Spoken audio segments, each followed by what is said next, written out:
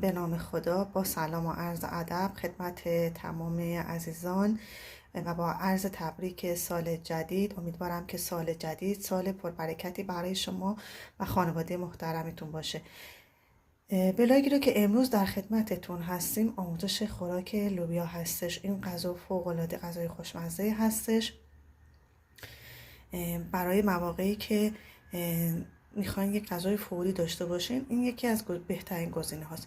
موادی که نیاز داریم برای تهیه این غذا عبارت است از سیب زمینی های نگین شده، لوبیا چیتی. البته من لوبیا چیتی رو به خاطر اینکه نفخش گرفته بشه 1 ربع گذاشتم در آب سرد جوشیده، آبش رو خالی کردم و مجدد دوباره میذارم با آب سرد به جوش بیاد تا حدوداً 40-45 دقیقه تا لوبیاها کاملا پخته بشه.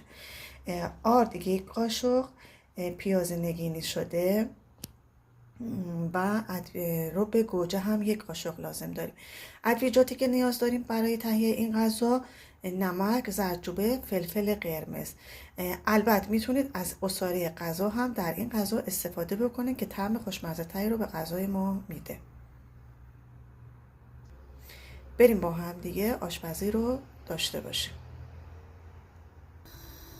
برای شروع کار گفتم عزیزان، ما لوبیایی رو که از قبل 1 ربع گذاشتیم در آب جوشیده، در آب سرد، به خاطر اینکه نفخش گرفته شده، نفخش گرفته بشه رو مجدد در آب سرد میریزیم و اجازه میدیم که لوبیا به مدت 40 دقیقه برای خودش بپزه و کاملا نرم بشه.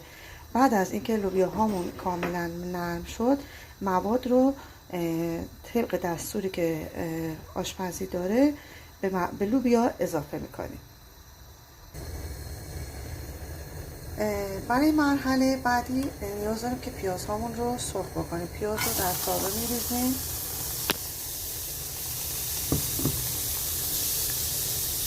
اجازه میدیم که 1 مقدار پیاز ها نرم بشه. وقتی که پیاز نرم شد، در اون زمان مرحله بعد روغن رو بهش اضافه میکنیم. بعد از اینکه پیاز هامون نرم شد، روغن رو بهش اضافه میکنیم و سرخ میکنیم به حدی که پیازهای ما 1 مقدار طلایی بشه. 1 مقدار که رنگ پیاز برگشت و خامی پیاز مطمئن شدیم که گرفته شد، ادویجاتمون رو بهش اضافه میکنیم. ادویجات رو بهش اضافه میکنیم: زردچوبه و فلفل قرمز.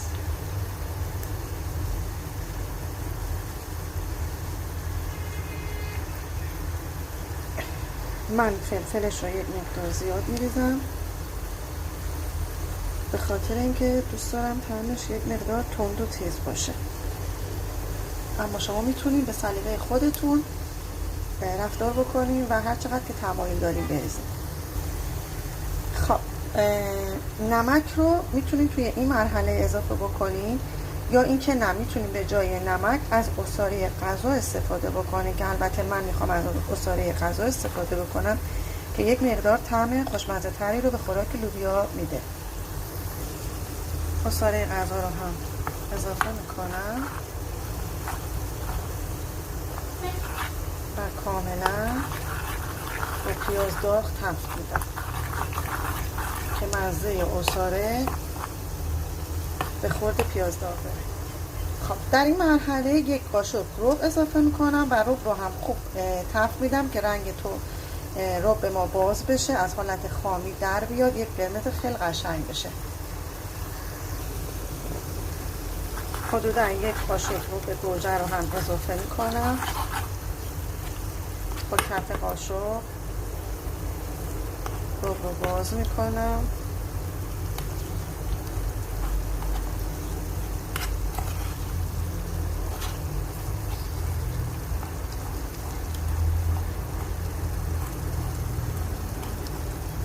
که ربع از حالت خامی در بیاد، کاملا سرخ بشه و با پیاز داغ ما میکس بشه.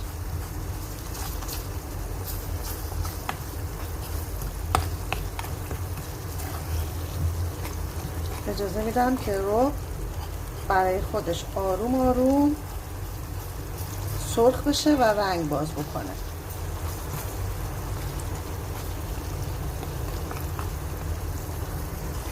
بعد از اینکه رنگ رب باز شد و رب با گوجه کاملا میکس شد و سرخ شد، اینجا یک قاشق آرد رو بهش اضافه میکنم. چرا آرد اضافه میکنم؟ به خاطر اینکه آرد کمک میکنه که خوراک لوبیا لعاب داشته باشه. پس بنابراین برای اینکه به خوراک لوبیا یک لعاب خیلی خوشمزه بدم، از یک قاشق آرد کمک میگیرم، اون رو هم با رب گوجه و پیاز سرخ میکنم. برای اینکه سس ما خوشمزه تر بشه، از آب خوراک لوبیا یک مقدار به اون اضافه میکنم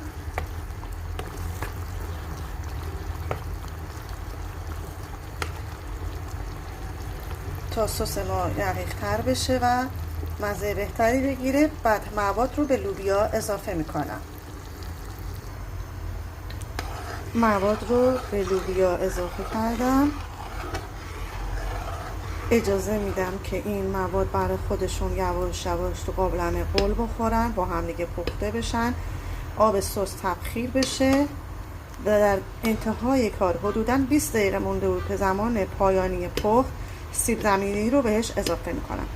البته نکته‌ای که در رابطه با سیب زمینی هست، عزیزان میتونن سیب زمینی رو سرخ بکنن و به لوبیا اضافه بکنن، یا اینکه نه، میتونن سیب زمینی رو 20 دقیقه قبل از پایان پخت خوراک لوبیا به صورت خام به لوبیا اضافه بکنن. بعد از 20-25 دقیقه یک مقدار لوبیاها پخته شدن و سس ما یک مقدار غلیظ‌تر شد، در این زمان سیب زمینی رو بهش اضافه میکنیم و اجازه میدیم که سس ما غلیظ‌تر بشه و سیب زمینی ها هم پخته بشن. البته عزیزان، نکته رو که فراموش کردم بهتون بگم، میتونید تو خوراک لوبیا از قارچ هم استفاده بکنین. قارچ ها رو مرینت میکنین و توی این مرحله، یعنی وقتی که زمانی که سیب زمینی رو اضافه کردین، قارچ رو هم اضافه میکنین، یا نه میتونین هم فقط از سیب زمینی خالی در خوراک لوبیا استفاده بکنین. این هم از نتیجه کار خوراک لوبیا در کنار یک برنج ترکی. قبلا آموزش برنج ترکی رو در کانال داشتیم. امیدوارم که این غذا رو درست بکنین در کنار خانواده میل. بفرمایید لطفا از کانال آشپزی با مریم دیدن بفرمایید، ما رو سابسکرایب کنید و به دوستان خودتون هم معرفی بکنید.